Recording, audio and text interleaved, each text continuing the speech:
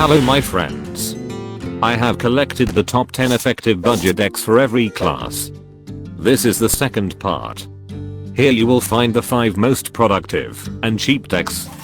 These decks will help you to climb the ladder, do daily quests, and have fun. Welcome!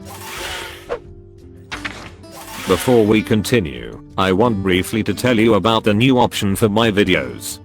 This has become possible thanks to extraordinary efforts made by Holomancer and new developments of the Dr. Boom's laboratory. The innovation department of our laboratory worked hard all this time, and we managed to create an absolutely revolutionary and unique technology for videos. Now, new videos contain the option to enable English subtitles. All you need to do is to turn on subtitles in the settings of the video. Sometimes, there will be also subtitles in other languages besides English. These translations are created by our community, and we are very grateful to them. You can also use automatic translation into your native language. To do this, click the settings, select the subtitles, then press the auto translation and select your language. I hope you enjoy this new feature. Well done! In 5th place is a Mage Tag. I'm ready. Tempo Mage is one of the oldest Hearthstone archetypes and has been present throughout the game's history in many different forms. My magic will prevail. The deck first gained notoriety after Blackrock Mountain was released. Today, this archetype has 5% popularity. In the matter, it makes up 50% of all mage decks and has win rate 51%. Amazing. Boomsday Project's version of the deck is a bit all over the place. It has some spell synergies, some secret synergies, some spell damage, and somehow, lots of burn. The cost of this version is 1360 dust. The deck's mulligan is pretty similar in every matchup. Of course, you want to get Mana Whim at the start. It's one of the best 1-drops in the game right now. It is good enough against aggro decks, and the card can really snowball out of control very quickly. Arcanologist, the best 2-drop in this deck. It fetches you a secret on top of that. And on the 3rd turn, you want to play Kirin Mage with a free secret. These 3 cards are the perfect trio for your start of the game. I cannot believe it! You and your mage deck are unstoppable! Thank you. And a few words about strategy. Given that this deck is low on minions, at one point it will be impossible to keep board control. You will need to switch your game plan to burn damage. If you had a good start, it means that you should have dealt at least some damage already. Then, if you still have minions on the board, try to protect them with the spells. If you don't, go face with your spells as much as possible and clear only the highest priority minions. With Ice Block gone, you no longer have a way to stall the game for an extra turn. Remember that. You can replace some cards in your deck with Primordial Glyph, Alanath, and Stargazer Luna.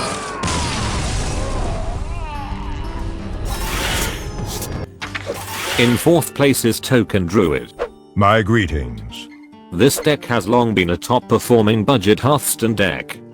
Druid has numerous means of generating token minions and building a resilient board.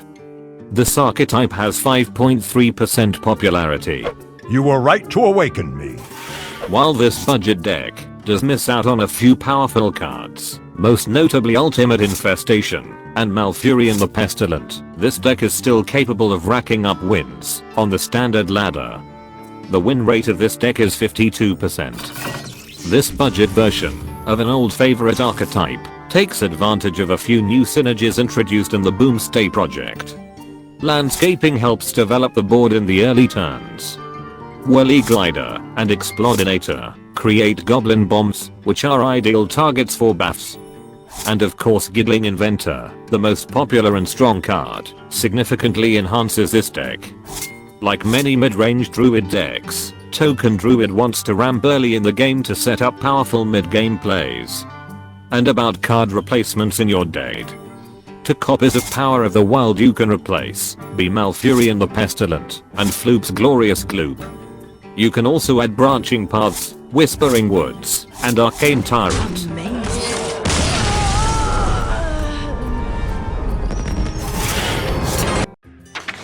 Currently, Mid-Range Hunter is one of the best options for budget players because it requires no legendaries to play at a high level.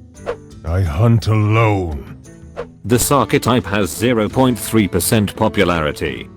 In the meta, it's only 2% of all hunter decks. Let the hunt begin. This current version, even with budget cards, can easily make it to rank 15, and when you get some practice with the deck you can get to rank 10, and maybe even rank 5. The cost of the deck is only 1040 dust. The average win rate is 54%. Not much has changed for this deck with the introduction of the Boomsday project. Fortunately, this deck didn't need anything to remain an excellent budget option. At the mulligan stage you really want minions, so while Candle Shot is good in the early game, it should only be kept when you have another 1-drop already, unless you're up against Odd Paladin. Dire Mole is your main target and should be kept every time. If you have a 1-drop you can keep Crackling Razor Maw and Vicious Scalar Hide. A few words about strategy. Holding on to the board early in the game and pushing damage is your main objective as a mid-range hunter player. You should be making good trades early in the game, but once turn 5 or 6 comes around, you will need to flip the switch to aggression, as this deck doesn't have much in the way of comeback mechanics. Every single point of damage counts because your hero power makes it, so your opponent can't hide behind taunt minions when their life gets low. And about card replacements. At the moment, this deck doesn't directly translate into another version. For a matter archetype, you could add a secret package. This would include Secret Plan, Explosive Trap, Freezing Trap, Wandering Monster, and Lesser Emerald Spellstone. These are all common and rare cards that make up much of the core of Spell Hunter. All you would need after is Rockdella, Deathstalker Exa, and 2 to my side to finish the deck. Valera Sanguinar! Here we go. The second place is occupied by Rogue. Death Rattle Rogue started as more of a fun list, back during Knights of the Frozen Throne. Incredible. After the Boomsday release, Necrium Blade enabled incredible Death Rattle synergy, and some of the new mechs round out Death Rattle Rogue's ability to create both threatening and sticky board states. About strategy. You have to get Firefly or Argent Squire during your mulligan, as you need to have early board. Try to get a copy of Backstab as well. Firefly and C7 Agent will try their best to give you a solid lead in the early game. That way you will be able to focus on multi-turn Death Rattle setups while still maintaining board presence. Against control decks, try to mulligan for Eggs, Necrium Blade, or Cavern Shiny Finder to get the early game lead. Death Rattle Rogue has a lot of space for different kinds of tech cards and replacements. You can add Carnivorous Cube, Mossy Horror, Necrium Vial, Villaspine Slayer, and Leroy Jenkins to make this deck a bit stronger. This is mine.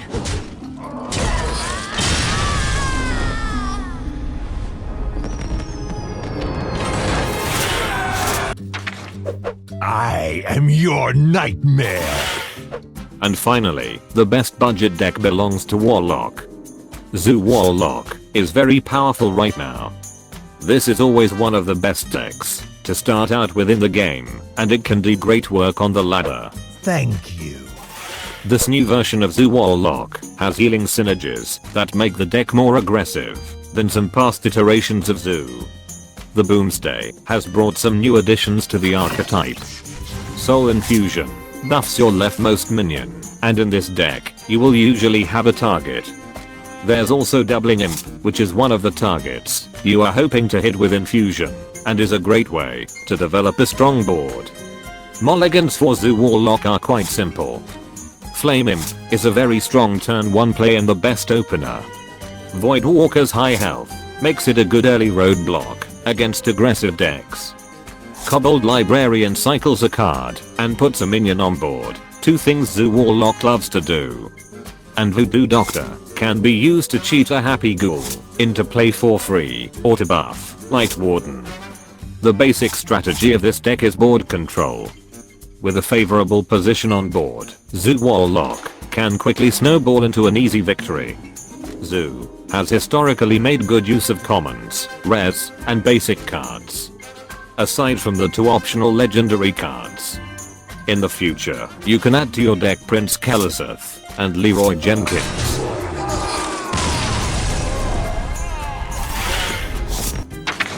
We entered into the second expansion of the Year of the Raven, which makes building budget decks a bit easier. The increase in card pool means an increase in quality of common and rare cards. We've now got Giggling Inventor, the most popular and powerful card in the game. Here are other popular and budget neutral cards. They will always come in handy if you have free slots in your budget decks. As for the results of the vote from the last video, the question was, does Giggling Inventor need a nerf? So, what is Hearthstone missing most? I created a new YouTube poll. Find the button on the screen. Vote, and tell me your answer in the comments. Here are the most popular comments from the last video. Thank you for your activity, and special thanks to Chris. Cleaning commences. Perhaps you will find something interesting here. Here are some suggestions. Job's done.